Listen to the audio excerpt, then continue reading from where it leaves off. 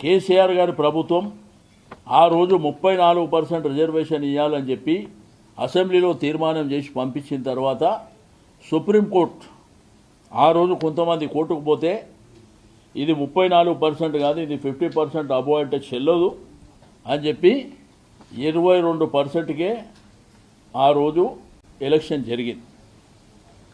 కానీ అన్నిటికంటే ప్రధాన మోసం ఏంటంటే 17.87% నేను ఇచ్చింది. ఆ కాపీలు మీకు ఇస్తా. 17.87%. కొన్ని జిల్లాలకైతే ప్రాతినిధ్యం కూడా లేదు, కొన్ని జిల్లాలలో ప్రాతినిధ్యం కూడా లేదు.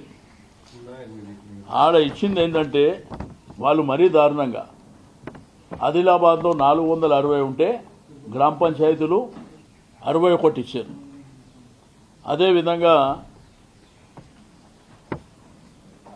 కొత్తగూడెంలో 809 ఉంటే 869 ఉంటే 139.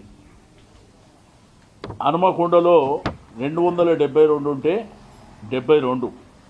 గద్వాల్లో 400 ఉంటే 72. జగిత్యాల్లో 545కు 125.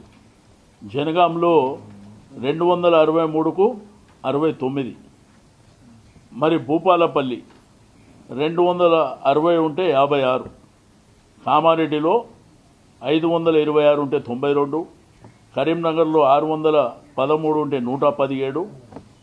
అదేవిధంగా ఆసిఫాబాద్లో 508 ఉంటే 136. ఖమ్మంలో 486 ఉంటే 66.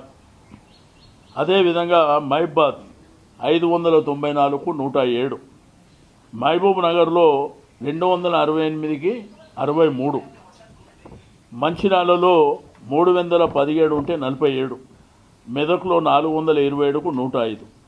మొత్తం కలిపి 12,735 గ్రామ పంచాయతీలు ఉంటే దాంట్లో 17.87 బీసీలు.